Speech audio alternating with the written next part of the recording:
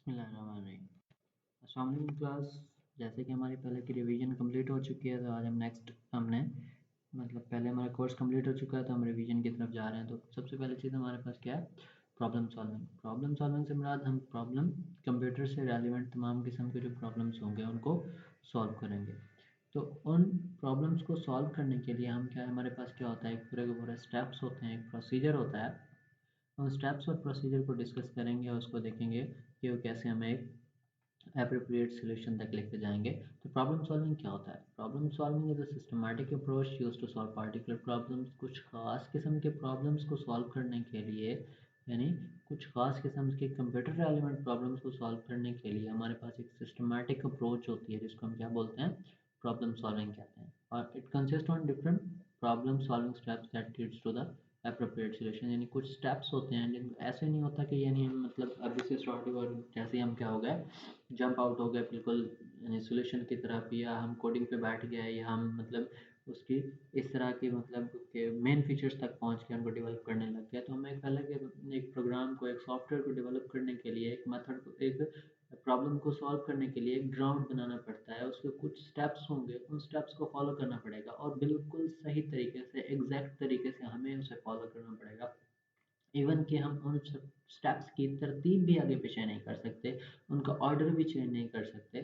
तो हमें प्रॉपरली उन स्टेप्स को क्या करना पड़ेगा, सही तरीके से मैनेज करना पड़ेगा, सही तरीके से उनको एग्जीक्यूट कराना पड़ेगा। तो अगर हम पहले स्टेप की बात करें, तो पहला स्टेप हमारा क्या होता है? Defining a problem. हमें सबसे पहले अपने प्रॉब्लम को सही तरीके से डिफाइन करना होगा। जब तक हमारे पास सही तरीके से एक वेल डिफाइंड प्रॉब्लम नहीं होगा, तो हम एक वेल ऑर्गेनाइज्ड सॉल्यूशन की तरफ नहीं जा सकते, हमें एक बहुत अच्छा सॉल्यूशन नहीं मिलेगा। तो वेल ऑर्गेनाइज्ड या वेल डिफाइंड प्रॉब्लम से क्या मुराद है कि हमारा एक ऐसा प्रॉब्लम होना चाहिए जो एक एम्बिग्यूटीज नहीं होनी चाहिए जिसके अंदर, यानी कोई डर ना हो कि हमें क्या चीज़ बनानी है।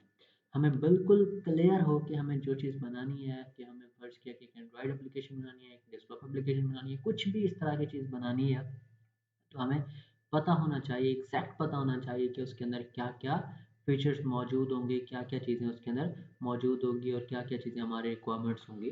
तो सबसे पहला काम हमें क्या करना होगा, हमें प्रॉपरली अपने अपने प्रॉब्लम को डिफाइन करना होगा।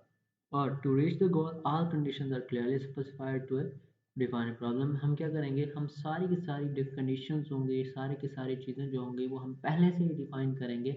ना कि हम ये कहें कि हमने ये पहला स्टेप कर लें, चलो वो तो बाद में आएंगे, उसको बाद में डिफाइन करेंगे।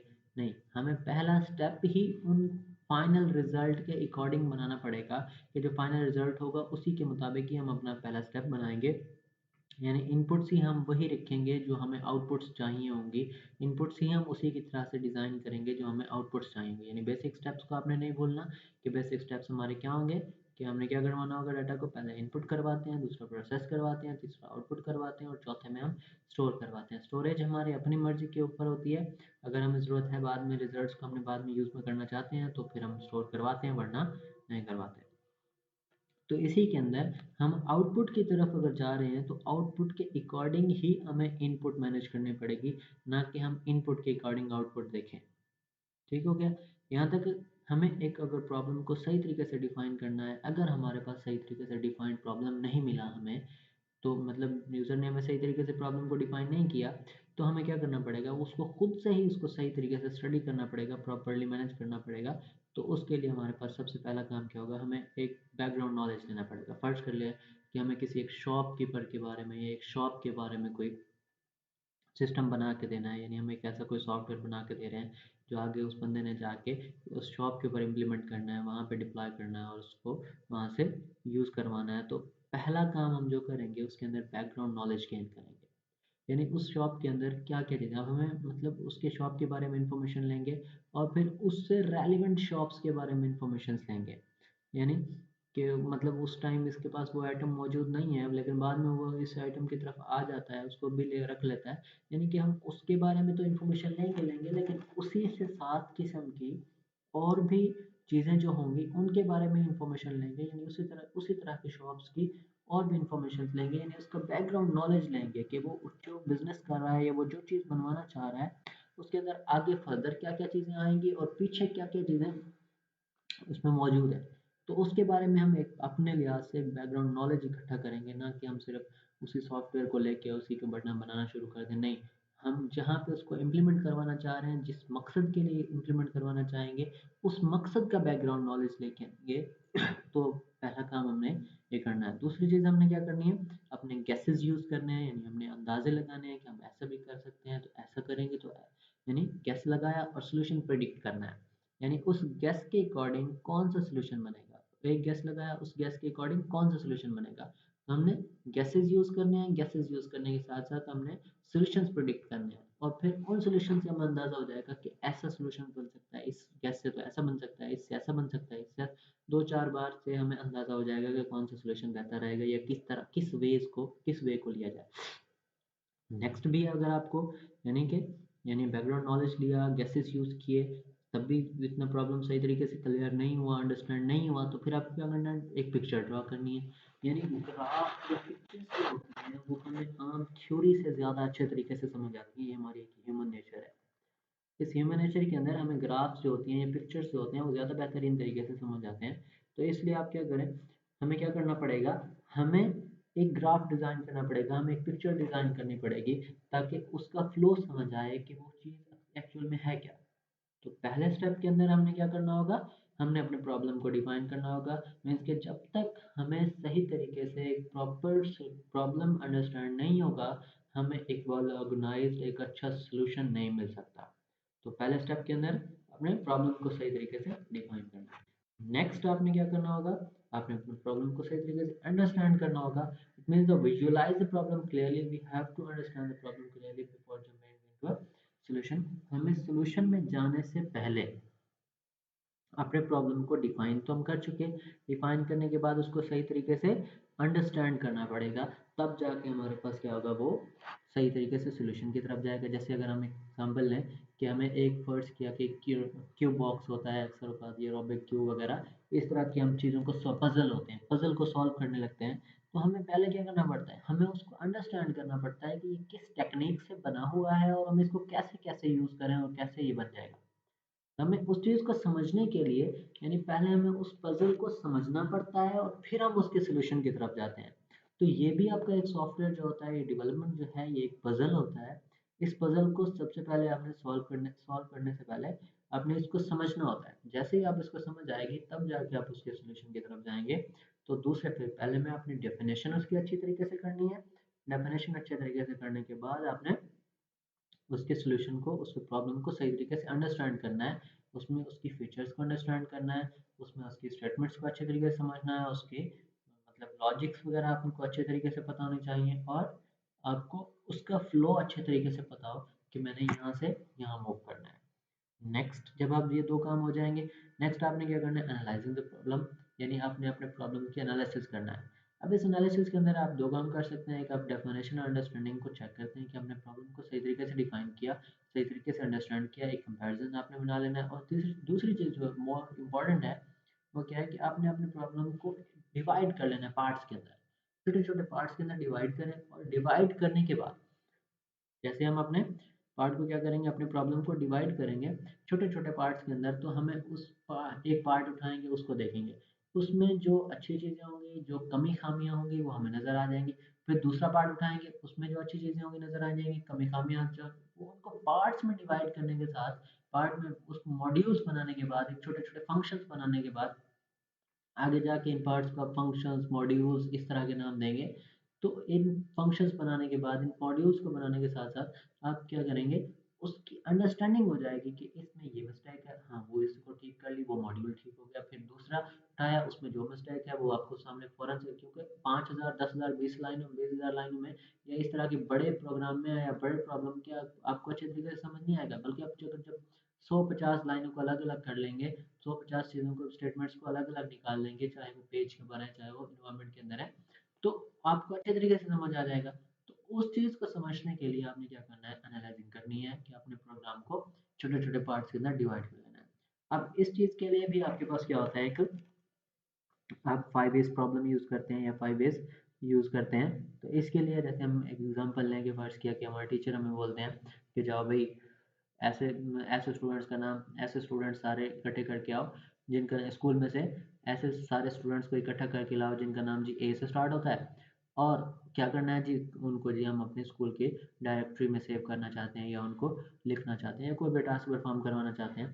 तो इसमें व्हाट क्या होता है, व्हाट क्या है, यानी आपने वो सारे स्टूडेंट्स लेके आने हैं जिनका नाम क्या होता है, ए से स्टार्ट होता है। हु कौन है, स्टूडेंट्स हैं, यानी कौन, किस में से लेके आना है, कौन है, जो स्टूडेंट्स हैं वो सारे स्टूडेंट्स में लेके आएंगे आप।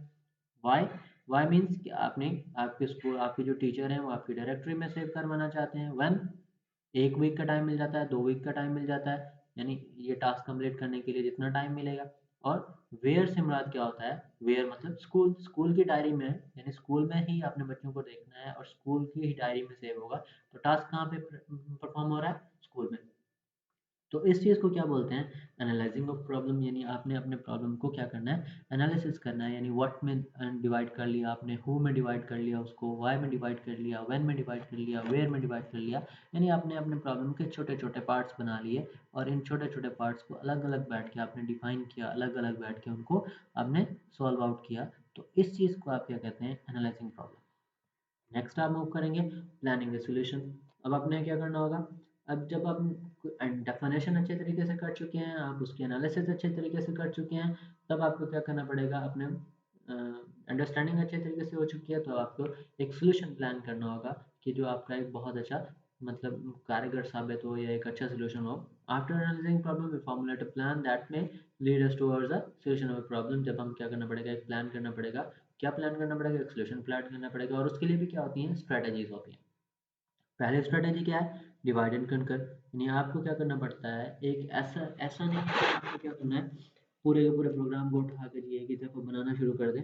नहीं, आपको क्या करना पड़ेगा, उस प्रोग्राम को डिवाइड करना पड़ेगा छोटे छोटे मॉड्यूल्स के अंदर। पहले जी इनपुट का मॉड्यूल बना लिया, वो डिवाइड किया, मतलब आपने पूरे को 4 स्टेप्स में फर्ज किया, आपने क्या किया, डिवाइड किया, यानी इनपुट, प्रोसेसिंग, आउटपुट और स्टोरेज। पहले में आपने क्या किया, उसको फर्ज किया, इनपुट आउटपुट प्रोसेसिंग में आपने डिवाइड किया हुआ है। तो आपने इनपुट का पार्ट पहले बना लिया, यानी आपने उसको डिवाइड किया, यानी 3 हिस्सों में उसको डिवाइड किया, 3 हिस्सों में डिवाइड करके पहले हिस्से को डिवाइड करके आपने उसको कन्कर कर लिया, मीन्स पता कर लिया, वो आपने बना लिया।